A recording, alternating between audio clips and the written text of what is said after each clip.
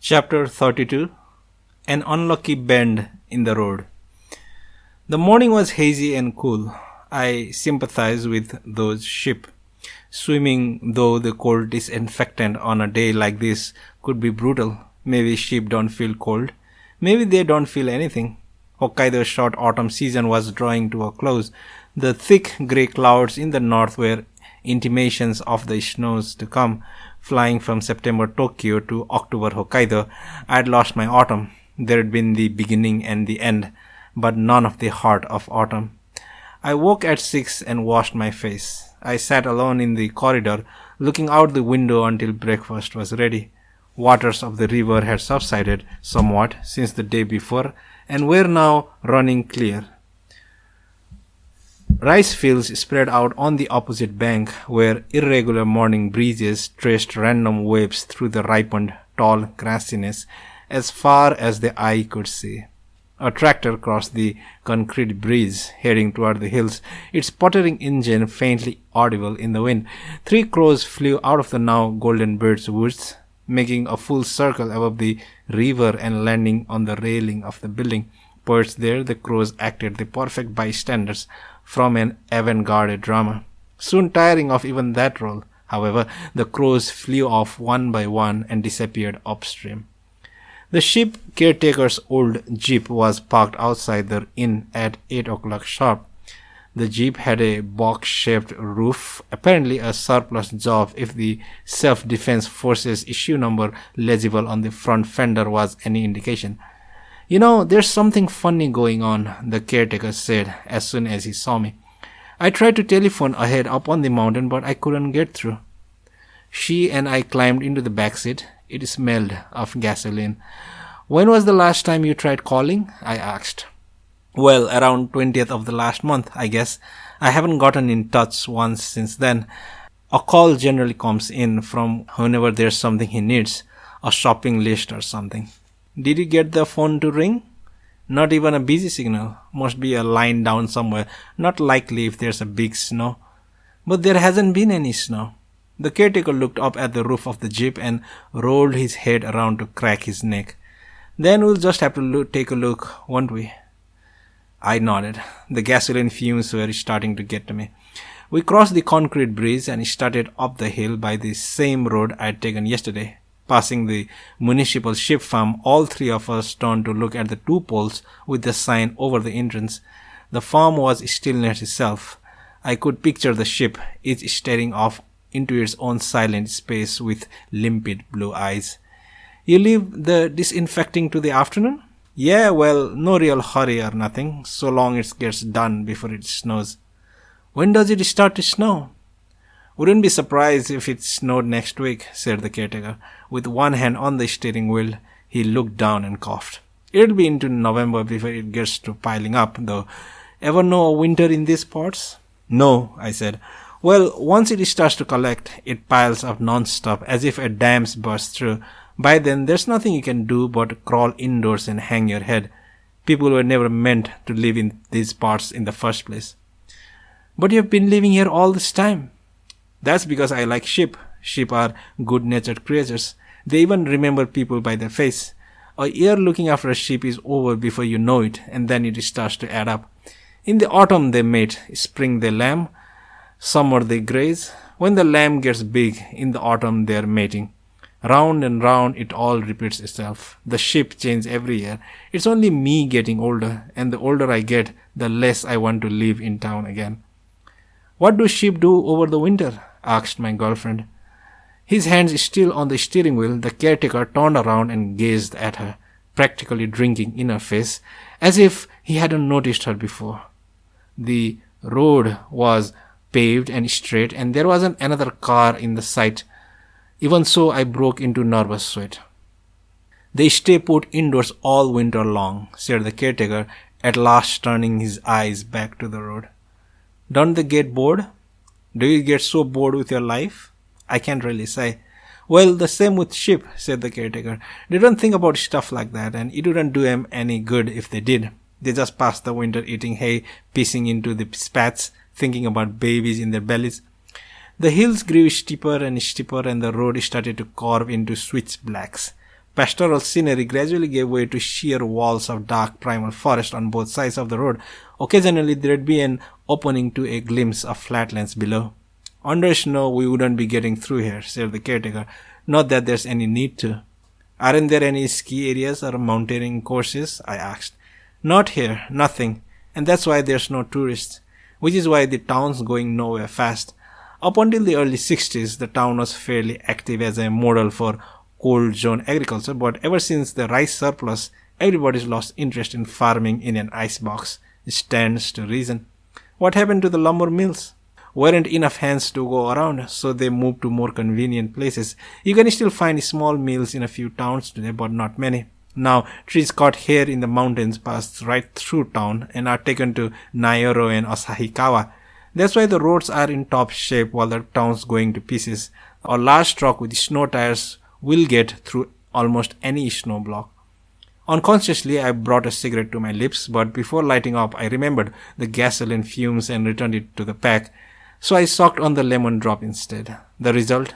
The uncommon taste of lemon gasoline. "Do sheep quarrel?" asked my girlfriend.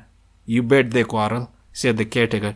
"It's the same with any animal that goes around in groups. Each and every sheep has a pecking order in the sheep society. If there's 50 sheep in a pen, then there's number 1 sheep right down to the number 50 sheep, and each one knows exactly where it belongs." "Amazing," she said. "It makes managing them that much easier for me too. You pull on number 1 sheep and the rest just follow along, no questions asked. But if they all know their place, why should they fight? Say one sheep gets hurt and loses its strength. Its position becomes unstable, so the sheep under it gets feisty and try for a better position. When that happens, they're at it for 3 days. Poor things. Well, it all evens out. The sheep that gets the boot when it was young gave some other sheep the boot after all. And when it all comes down to the butcher block, there's no number 1 or number 50. Just one happy barbecue." "Humph," she said. "But the real pitiful one is the stud ram. You know all about the sheep harems, don't you?" "No, I don't," I said. "When you're raising sheep, the most important thing you got to keep an eye on is mating. So you keep them separate, the males with the males, the females with the females. Then you throw one male into the pen with the females. Generally, it's the strongest number 1 male. In other words, you're subbing up the best seed. After a month, when all the business is done, this stud ram gets returned to the male's only pen. But during the time the stud's been busy, the other males have worked out a new pecking order, and thanks to all that servicing, the stud is down to half his weight, and there's no way he can win a fight. So all the other males gang up on him. Now there's a sad story. How do sheep fight? They bump heads. Sheep foreheads are hard as steel and all hollow inside."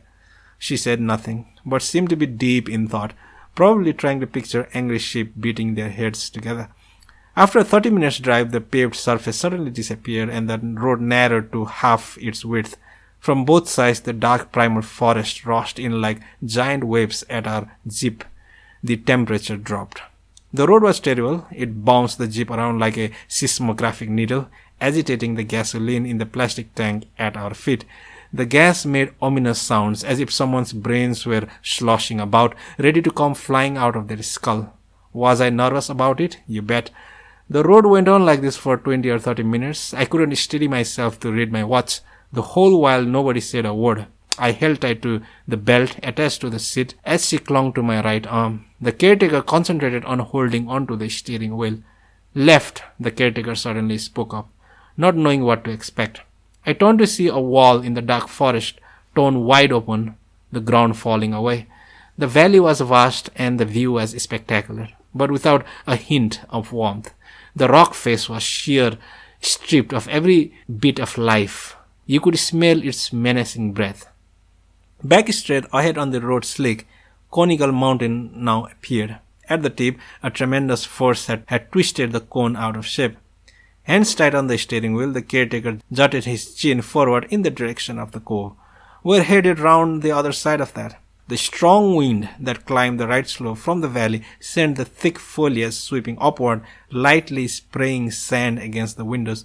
At some point near the top of the cone, the switchbacks came to an end, the slope on the right changing into volcanic cracks, then eventually into a steep stone face. Squeezed on a narrow ledge chiseled into a featureless expanse of rock, the jeep crept along. Suddenly the weather took a turn for the worse. The blue tints patches of light grey sky varied for their thicker subtleties and turned dark, mixing in an uneven sooty black, imparting a grim cast to the mountains. In this cauldron of a mountain, the winds wheeled around, wheezing and moaning awfully. I wiped the sweat from my brow. Under my sweater, it was all cold sweat too. The caretaker pursed his lips with each cut of the wheel, pulling right and right again. Then he leaned forward as if straining to hear something, slowing the jeep gradually until where the road widened slightly, he stepped on the brake. He turned off the engine and we sat, delivered into the mist of a frozen silence. There was only the wind taking its survey of the land. The caretaker rested both hands on the wheel. A half hour seemed to pass before he got out of the jeep and tapped the ground with the sole of his work shoe. I climbed out of the jeep after him and stood beside him, looking down at the road's surface. "No good," said the caretaker. "It rained a lot harder than I thought." The road did not seem all that damp to me. On the contrary, it looked hard-packed and dry. "The core is damp," he explained. "It fools everyone. Things are different in these parts." "Different?" Instead of answering, he took a cigarette out of his pocket and lit up. "How about taking a short walk with me?" We walked 200 yards into the next bend. I could feel the nasty chill. I jigged my windbreaker all the way up and turned my collar. But the cold insisted. Right where the road began to curve, the caretaker stopped. Facing the cliff on the right, cigarette still at his lips, he grimaced. Water, a light clayey brown, was trickling out of the middle of the cliff, flowing down the rock and slowly crossing the road. I swiped my finger across the rock face. It was more porous than it seemed, and the surface crumbling at the slightest touch. "This here's one hell of a curve," said the caretaker. "The surface is loose, but that's not all. It's, well, bad luck. Even the sheep are afraid of it." The caretaker coughed and tossed his cigarette to the ground. "I hate to do this to you, but I don't want to chance it." I nodded. "Think you can walk it the rest of the way?" "Walking isn't the question. The point is the vibration." The caretaker gave one more hard stamp of his shoe. A split second later, a dull, depressing retort. "It's okay for walking." We returned to the jeep. "It's about another 3 miles from here," said the caretaker. "Even with the woman, you'll get there in an hour and a half. One straight road, not much of a rise. Sorry I can't take you the whole way." "That's all right. Thanks for everything. You thinking to stay up there?" "I don't know. I might come back down tomorrow. It might take a week. Depends on how things go." He put another cigarette to his lips, but this time before he could even light up, he started coughing. "You better watch out, though. The way things look, it'll probably be an early snow, and once the snow sets in, you're not getting out." "I'll keep an eye out," I said. "There's a mailbox by the front door. The key's wedged in the bottom. If nobody's there, use that." We unloaded the jeep under the lead grey skies. I took my windbreaker off and slipped on a heavy mountaineering parka. It was still cold. With great difficulty, the caretaker managed to turn the jeep around, bumping into cliff repeatedly. Each time he hit the cliff, it would crumble. Finally, he succeeded in turning completely around, honked his horn, and waved. I waved back. The jeep swung around the bend and was gone. We were totally alone, as if we'd been dropped off the edge of the world. We set our backpacks on the ground and stood there saying nothing, trying to get our bearings. Below us, a slender ribbon of Silver River wound its way through the valley, both banks covered in a dense green forest. Across the valley broke waves of low, autumn-tinged hills, and beyond that a hazy view of the flatlands. Thin columns of smoke rose from the fields where rice straw was being burned after the harvest, a breathtaking panorama. But it made me feel no better. Everything seemed so remote, so alien. The sky was weighed down with a moist, uniform grey clouds that seemed as one to blanket all light. Below, lumps of dense black cloud matter blew by, almost within touching distance. The clouds raced eastward from the direction of the Asian continent, cutting across the Japan Sea to Hokkaido on their way to the Sea of Okhotsk with remarkable speed. It all contributed to making us aware of the utter precariousness of where we stood.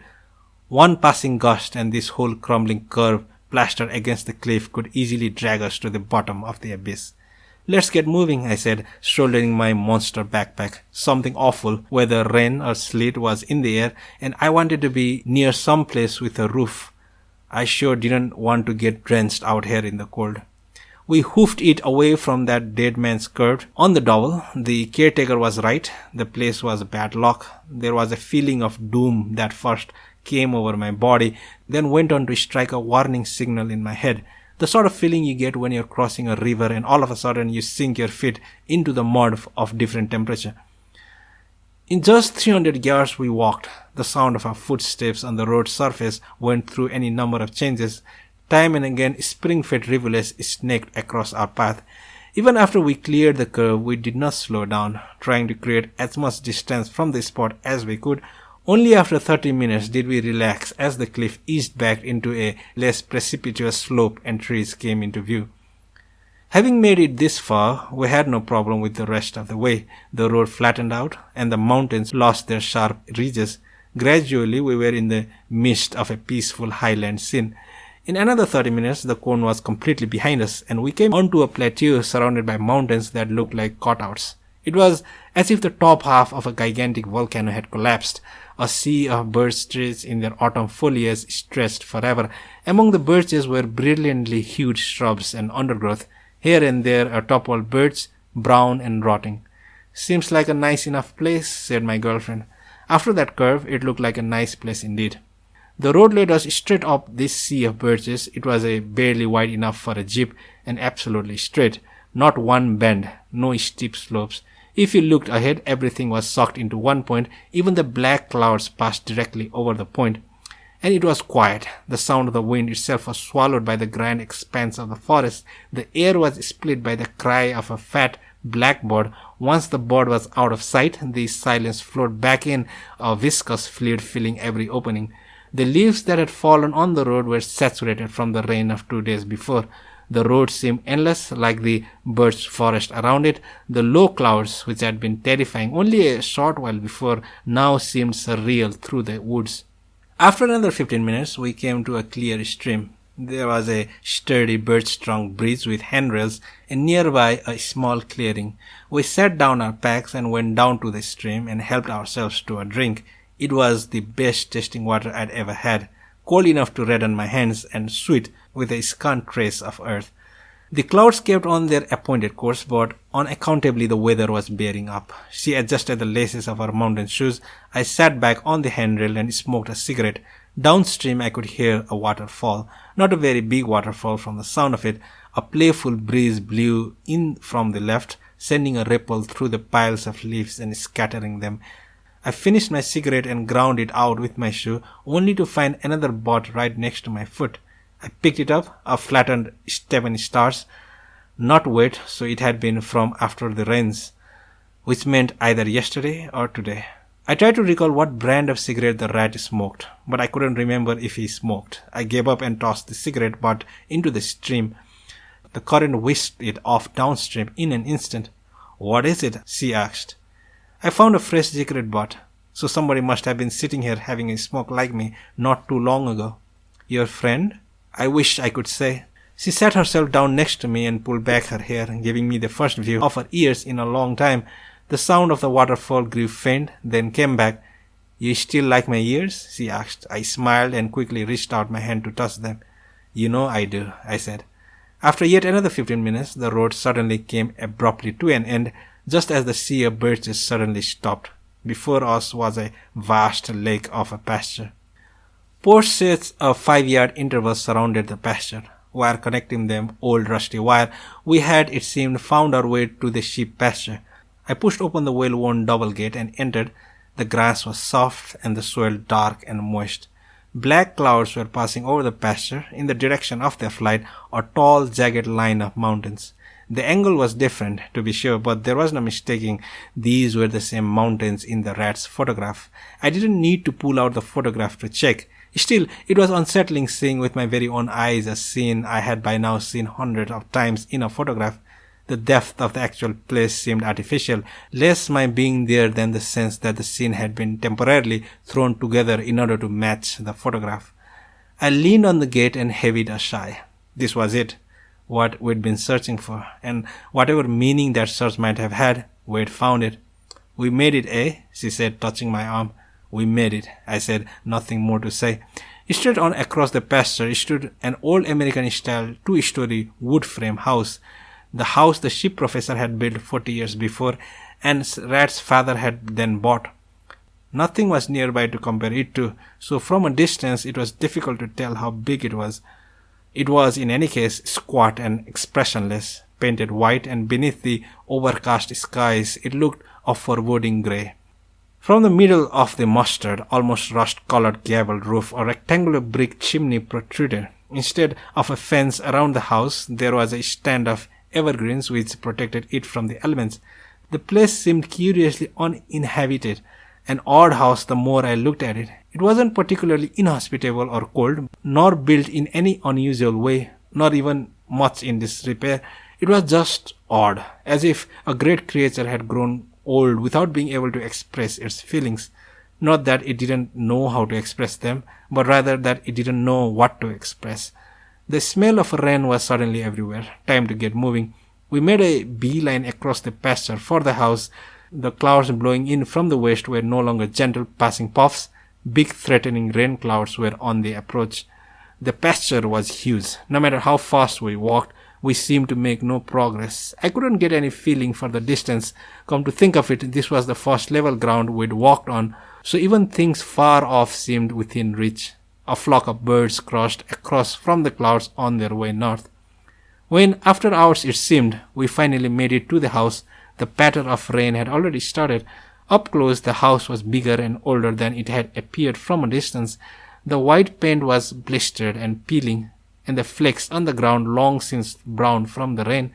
At this point, you'd have to strip off all the dead layers of paint before you could think about putting on a new coat. The prospect of painting such a house, why was I even thinking of this, made me wince.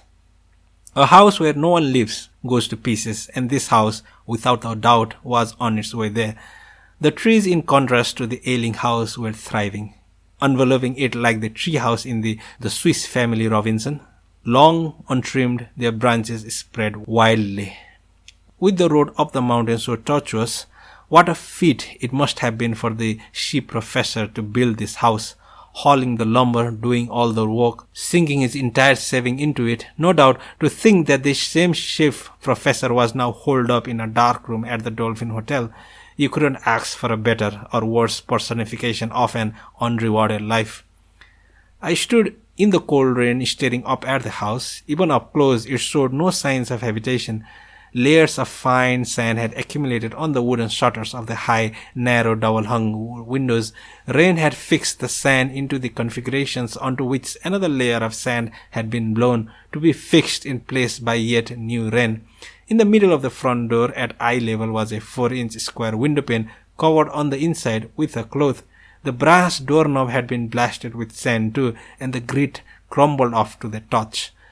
The knob was as loose as an old molar, yet the door wouldn't open.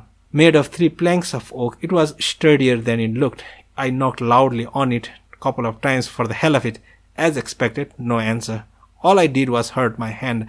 The boughs of the huge pin oak swayed in the gust of wind, producing a virtuous sand slide. As the caretaker had said, the key was in the bottom of the mailbox, an old-fashioned brass key, tarnished white where hands had touched it. "Do you think they're a little careless leaving the key like that?" asked my girlfriend. "Know any burglars would come all this way, steal something, and haul it back down?" The key fit the keyhole remarkably well. I turned it, and there was a loud click, and the bolt unlocked. It was dim, unnaturally dim. The shutters had been drawn for a long time, and it took a while for my eyes to adjust. There was gloom everywhere. The room was large, quiet, and smelling like an old barn. A smell I remembered from childhood, old furniture and cast off carpets. We closed the door behind us, shutting the sound of the wind out entirely. "Hello," I shouted. "Anybody home?" Of course not. It was clear no one was there, only the presence of a grandfather clock ticking away beside the fireplace. For a brief instant, I felt a sense of vertigo. There in the darkness, time turned on its head. Moments overlapped, memories crumbled, then it was over. I opened my eyes and everything fell back into place. Before my eyes was a plain grey space, nothing more. "Are you alright?" she asked worriedly. "I'm alright," I said. "Let's check upstairs." While she searched for a light switch, I checked the grandfather clock. It was the kind that had 3 weights you wound up on chains. Although all 3 had hit the bottom, the clock was aching out its last increments of motion. Given the length of the chains, it would have taken about a week for the weights to hit bottom, which meant that sometime during the week, someone had been here to wind the clock. I wound the 3 weights up to the top, then sat up on the sofa and stretched out my legs. An old pre-war sofa, but quite comfortable, not too soft, not too hard, and smelling like the palm of her hand. A click, and the light came on. She emerged from the kitchen and sat on the chaise and lit up a clove cigarette. I lit up one myself. I learned to like them from her. "Seems your friend was planning to spend the winter here," she said. "There's a whole winter's worth of fuel and food in the kitchen, a regular supermarket, but no sign of him." "What about upstairs?" We climbed the stairs next to the kitchen. They careened off at an angle halfway up. Emerging onto the second floor, we seemed to have entered a different atmospheric layer. "My head aches," she said. "Is it bad?" "Oh, I'm all right. Don't worry about it. I'm used to this." There were 3 bedrooms on the second floor, one big room to the left of the hallway and 2 smaller rooms to the right. Each room had a bare minimum of furniture, each room on the gloomy side. The big room had twin beds and a dresser. The beds were stripped down to their frames. Time was dead in the air. Only in the farther small bedroom was there any lingering scent of human occupation. The bed was neatly made, the pillow was a slight indentation, and a pair of blue pajamas were folded at the head of the bed. An old model lamp sat on the side table next to the overturned book, a Conrad novel. Beside the bed was a heavy oak of chest of drawers. In it, an inventory of men's sweaters, shorts, slacks, socks, and underwear. The sweaters and slacks were all well worn, invariably frayed somewhere, but good clothes. I could swear I'd seen some of them before. They were the Rats, all right. Shirts with a 15-inch neck, slacks with a 29-inch waist. Next to the window were an old table and a chair of a singularly simple design you don't see often anymore. In the desk drawer, a cheap fountain pen, 3 boxes of ink cartridges, and a letter set. The stationery unused. In the second drawer, a half-used supply of cough drops and various and sundry small items. The third drawer, empty. No diary, no notebook, nothing. He's done away with all extras. Everything was squared away. Too much. I ran my finger over the desktop and it came off white with dust. Not a whole lot of dust. Maybe a week's worth. I lifted up the double-hung window and pushed open the shutters. Low black clouds were swooping in. The wind had gathered strength, and you could almost see it cavorting through the pasture like a wild animal. Beyond that were the birches, and beyond them the mountains. It was the exact same vista as in the photograph, except there were no sheep. I went back downstairs and sat on the sofa. The grandfather clock gave a command chime performance, then struck 12 times. We were silent until the last note was swallowed into the thin air.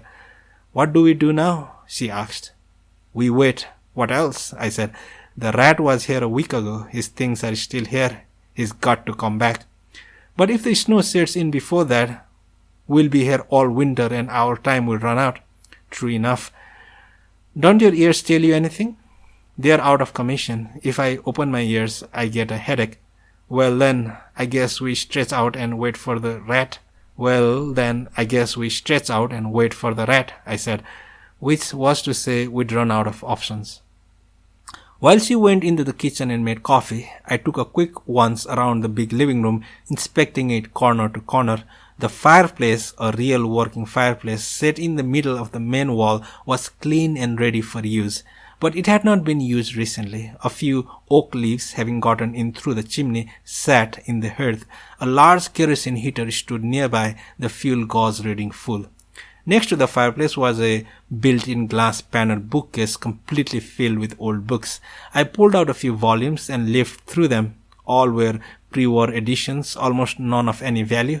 Geography and science and history and philosophy and politics, utterly useless. The lot of them, except maybe as documents of an intellectual's required reading 40 years ago. There were post-war editions too, of similar worth, only Plutarch's lives and selected Greek tragedies, and a handful of novels that had managed to survive the erosion of years. This was a first for me. Never before had I set eyes on so grand a collection of useless tomes. To the side of the bookcase was a display shelf, likewise built in, and on it a stereo hi-fi, bookshelf, speakers, amplifier, turntable, the kind popular in mid-60s. Some 200 old records, everyone scratched beyond reckoning, but at least not worthless. The musical taste was not as eroded as the ideology. I switched on the vacuum tube amplifier and picked a record at random and lowered the needle. Nat King Cole's South of the Border. All at once the room felt transported back to 1950s. The wall opposite had 4 6-foot double-hung windows equidistantly spaced. You could see the rain coming down in torrents now, a grey rain which obscured the line of mountains in the distance. The room was wood-floored with 8 by 12-foot carpet in the middle, on which were arranged a set of drawing room furniture and a floor lamp. A dining table stood in one of the corners of the room, covered with dust. A vacant aftermath of a room. A door set inconspicuously into the wall opened into a fair-sized trunk room. It was stacked high and tight with surplus furniture, carpets, dishes, a set of golf clubs, a guitar, a mattress, overcoats, mountaineering boots, old magazines, even junior high school exam reference books, and a radio-controlled airplane, mostly products of the 50s and 60s. The house kept its own name, like the old-fashioned grandfather clock in the living room. People who happened by raised the weights, and as long as the weights were wound, the clock continued ticking away. But with people gone and weights unattended, whole chunks of time were left to collect in deposits of faded life on the floor. I took a few old screen magazines back to the living room. The photo feature of one was the Alamo, John Wayne's directorial debut, with all-out support of John Ford. "I want to make a grand epic that lingers in the hearts of all Americans," John Wayne said. He looked corny as hell in a beaver cap. My girlfriend appeared with coffee, and we faced each other as we drank. Drops of rain tapped intermittently on the windows. The time passed slowly as chill infiltrated the room. The yellow glow of the light bulbs drifted about the room like pollen. "Tired?" she asked. "I guess," I said, gazing absently out the window. "We've been running around searching like crazy all this time, and now we've ground to a halt. Can get quite used to it. After all we did to find the scene in the photograph, there's no rat and no ship. Get some sleep, I'll make dinner." She brought a blanket down from upstairs and covered me. Then she readied the kerosene heater, placed a cigarette between my lips, and lit it for me. "Show a little spirit. Everything's going to be fine." "Thanks," I said. At that, she disappeared into the kitchen. All alone, my body felt heavy. I took 2 puffs of the cigarette, put it out, pulled the blanket up to my neck, and shut my eyes. It only took few seconds before I fell asleep.